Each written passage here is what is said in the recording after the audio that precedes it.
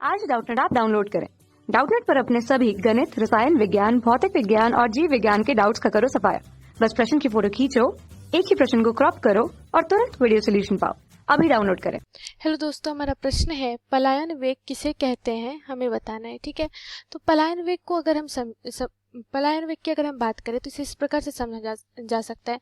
मान लीजिए कि हमने क्या किया है, एक गेंद ली है, ठीक है, और इस गेंद को हमने क्या किया है, ऊपर की ओर उछाला है। ठीक है, तो ऊपर की ओर अगर हम यहाँ पे उछालते हैं, मान लीजिए कोई व्यक्ति है, ठीक है, और इसने गेंद को उछाला है, तो यह कुछ दूरी पर जा करके, ठीक है, कुछ इसकी दूरी होगी, यह पुनः क्या हो जाती है, ये पृथ्वी पर आ जाती है।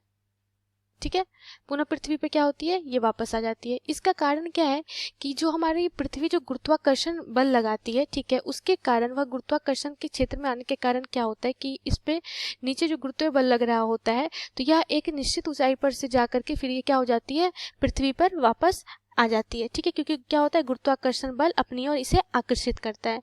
लेकिन यदि इस गेंद को इतने वेग से फेंका जाए कि यह इस ग्रह के मतलब पृथ्वी के गुरुत्वाकर्षण बल के क्षेत्र की सीमा के बाहर चली जाए, तो यह वस्तु कभी भी लौटकर वापस पृथ्वी पर नहीं आएगी। ठीक है, तो यह वो जो न्यूनतम वेग होती है वस्तु की, उस ग्रह का उस पृथ्वी के गुरुत्वाकर्षण क्षेत्र पार करने के लिए चाहिए, उस वेग को ही हम क्या कहते हैं, पलायन वेग कहते हैं। ठीक है, तो देखिए जैसे कि हम रॉकेट की बात करें तो रॉकेट क्या होता है कि जब किसी रॉकेट को यदि हम क्या करते हैं, लॉन्च करते हैं, तो क्या होता है कि उसके बाहर सौर मंडल में भेजना होता है, तो इससे गतिज ऊर्जा दी जाती है।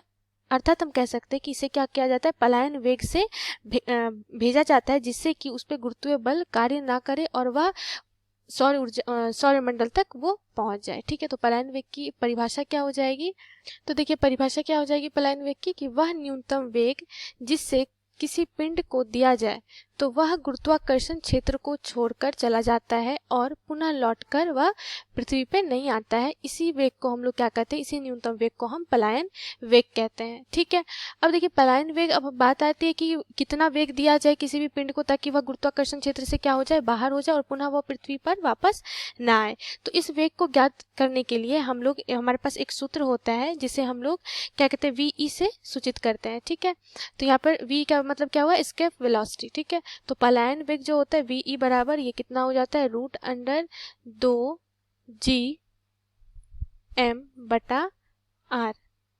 ठीक है, इतने वेग से अगर किसी वस्तु को फेंका जाए तो वो क्या होगी, गुरुत्वाकर्षण क्षेत्र के बाहर हो जाएगी और वह पुनः वापस लौटकर नहीं आएगी। ठीक है, तो यहाँ पे देखिए अगर हम गुरुत्वीय त्वरण का मान यहाँ पे देखिए क्या है, ये जी जो है ये क्या है, ये गुरुत्वाकर्षण नियतांक है, m क्या है, पृथ्वी का द्रव्यमान है, और r क्या है, पृथ्वी की त्रिज्या है। ठीक है, अगर हम इसे थोड़ा और मैनिपुलेट करेंगे तो ये क्या हो जाएगा, लिख सकते हैं हम इसे, g जो होता है गुरुत्वीय त्वरण का मान, g बराबर क्या होता है, GM/ क्या होता है, r² के बराबर होता है। ठीक है, तो GM/ यहाँ पे क्या है, r² है, तो यहाँ पर अगर हम लिखें तो इसे किस प्रकार से लिख सकते हैं, g का मान अगर हम इसके लिए g का मान यहाँ पे पुट कर दे तो वी बराबर g के टर्म में क्या हो जाएगा, बराबर हो जाएगा √2 GR के बराबर, क्योंकि r² है। ठीक है, तो ऊपर में एक r आ जाएगा, 2GR। तो इसे हम क्या कर सकते हैं, इसके इस पद में भी लिख सकते हैं, जहां पे g क्या है, ये गुरुत्वीय त्वरण है, गुरुत्वीय त्वरण।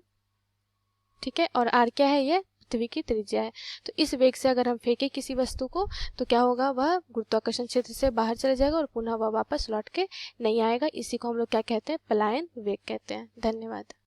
कक्षा 6 से 12वीं से लेकर नीट, IIT, JEE वो एडवांस के लेवल तक 1 करोड़ से ज्यादा छात्रों का भरोसा। आज ही डाउनलोड करें डाउटनेट ऐप या व्हाट्सएप करें अपने सारे डाउट्स 8400 400 400 पर।